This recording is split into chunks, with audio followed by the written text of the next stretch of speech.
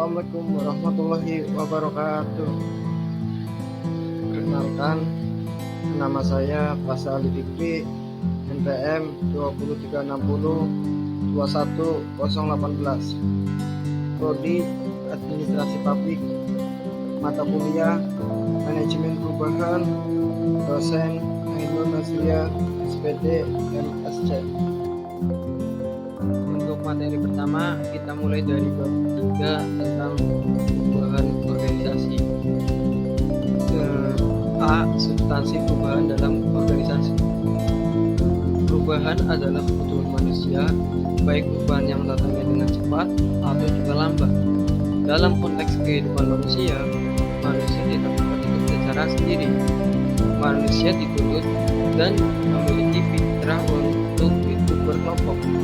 Oleh karena itu, manusia akan lebih sempurna hidupnya jika hidup dalam kelompok atau organisasi. Aksiomik sosiologis menyatakan bahwa manusia adalah makhluk individu, makhluk sosial, dan makhluk Tuhan. Hercules, seorang ahli filsafat dunia kuno, pernah berkata bahwa di dunia ini tidak ada yang permanen kecuali perubahan. Pernyataan yang dibuat berabad-abad lalu itu ternyata masih menuntut kebenaran hingga sekarang dan dipikirkan dan akan tetap menunggu kebenaran sampai akhir zaman. Dikatakan demikian karena memang adalah kenyataan bahwa dunia ini selalu terjadi perubahan yang cukup seluruh segi kehidupan, baik pada tingkat individu maupun tingkat organisasi. Fitrah manusia yang tidak dapat hidup secara sempurna jika tanpa kelompok mengharuskan manusia yang ada dalam organisasi melakukan perubahan dengan cara yang bersifat organisasional.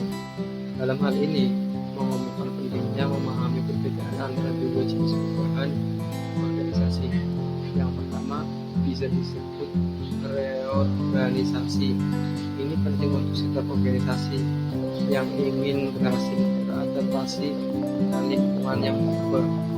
Perubahan tersebut dapat disebabkan oleh pertumbuhan yang rendah, diversifikasi produk dan pasar baru, munculnya teknologi baru, kebutuhan untuk menangani sumber persaingan baru, atau eksploitasi peluang bisnis baru sebagai akibat dari deregulasi.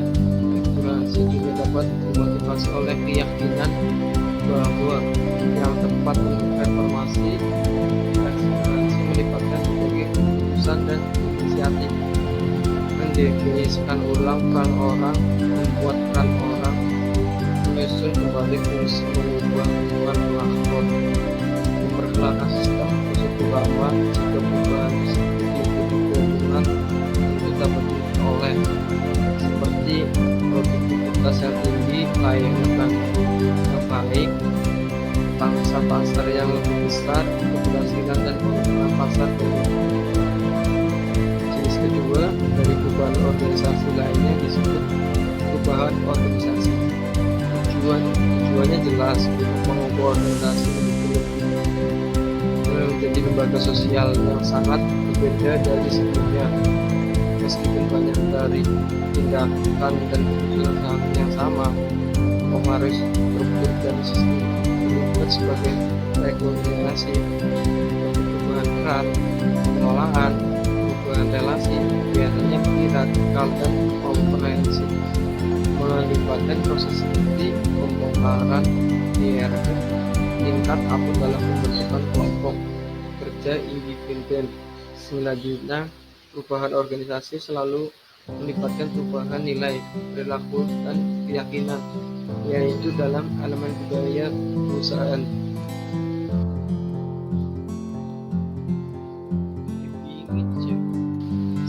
Selanjutnya ada tujuan dan sasaran perubahan secara organisasional. Perubahan dilakukan adalah perubahan untuk mengatasi krisis yang akan dihadapi organisasi, terutama krisis pada masa yang akan datang. Krisis dalam organisasi biasanya terjadi disebabkan karena kurang adaptasinya organisasi menghadapi berbagai perubahan, baik perubahan individual, jajaran organisasi, krisis internal organisasi, maupun krisis yang disebabkan faktor eksternal organisasi.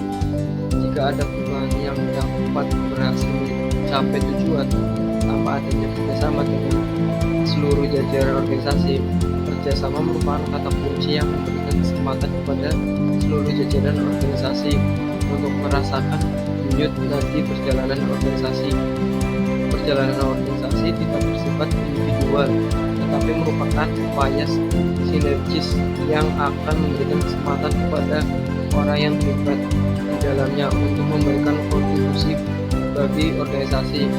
Pemberian kontribusi yang bersifat nyata inilah yang menjadi perasaan sama kalangan anggota organisasi untuk melakukan perubahan dan merasakan kontribusi dan tidak berfungsi individu dan organisasi secara bersama-sama. Untuk selanjutnya ada tahap-tahap dalam melakukan perubahan.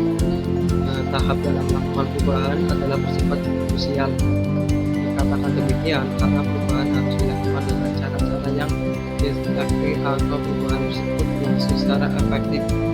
Langkah-langkah atau tahap-tahap perubahan bisa saja dilakukan dengan pendekatan parsial maupun menyeluruh. Pendekatan parsial hanya berupa bagian-bagian tertentu yang perlu untuk dirubah, sedangkan pendekatan menyeluruh atau bias disebut dengan perubahan paradigma dilakukan dengan merupakan secara keseluruhan dan menggantikan dengan yang baru. Tahap-tahap dalam pelaksanaan manajemen perubahan di atas akan semakin terjamin pelaksanaannya dengan efektivitas yang terukur jika dilakukan dengan memperhatikan beberapa kriteria.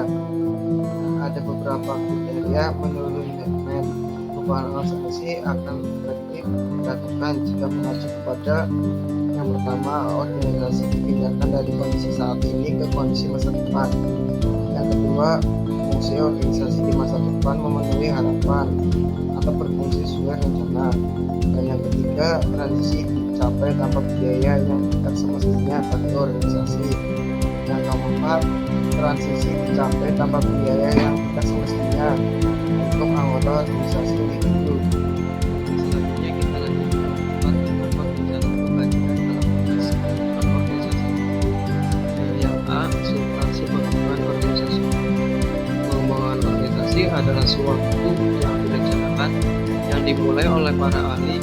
Proses untuk membangun sebuah organisasi mengembangkan keterampilan diagnostiknya maupun penguasaan strategi hubungan dalam bisnis sementara atau setengah tetap dan kesamaan budaya. Pengembangan organisasi merupakan kegiatan terencana tanpa adanya perencanaan yang tersusun secara sistematis yang bersifat bertahap. Rencana pengembangan organisasi sulit tercapai menurut yang diinginkan. Perencanaan pengembangan organisasi semakin berhasil jika melibatkan orang yang ahli dalam melakukannya. Perubahan dan pengembangan organisasi oleh karenanya bersifat fungsional bagi manusia yang terlibat dalam organisasi. Perubahan itu secara simultan juga akan merubah watak manusia yang ada di dalamnya. Arah watak yang lebih baik dan memiliki kecenderungan untuk semakin meningkatkan kinerja. Meningkatkan kinerja menjadi kebutuhan bagi manusia yang berorientasi kepada perubahan dan pengembangan organisasi. Perubahan dan pengembangan organisasi dilakukan untuk meningkatkan efektivitas organisasi dan biasanya efektivitas itu berimplikasi positif dan signifikan terhadap kesejahteraan anggota-anggota yang berada dalam organisasi. Proses pengembangan organisasi adalah sebagian-bagian dari perencanaan perubahan organisasi dilakukan dengan diawali oleh tindakan diagnosis. Tindakan ini dilakukan untuk mengetahui kebutuhan rencana perubahan dan pengembangan organisasi. Tindakan diagnosis ini dilakukan dengan mengumpulkan dan menganalisis sebanyak mungkin hal-hal yang berkaitan dengan tujuan perubahan. Perubahan dan pengembangan organisasi bukan merupakan keinginan semata, tapi merupakan yang terlibat di dalamnya. Dan bagi mereka yang memanfaatkan produk atas jasanya, keinginan sendiri dapat terimplementasikan secara tidak sadar, sedangkan keperluan harus dinyatakan dalam suasana sadar dan terencana. Dalam mengembangkan organisasi, posisi perubahan bukan sebatas keinginan, tapi merupakan kebutuhan dan harus disampaikan kepada anggota tahu diajar organisasi agar ide ini dapat diterima sehingga proses dilakukannya berjalan sesuai dengan kebutuhan organisasi. Mungkin itu saja yang bisa saya jelaskan. Selebihnya mohon maaf. Assalamualaikum warahmatullahi wabarakatuh.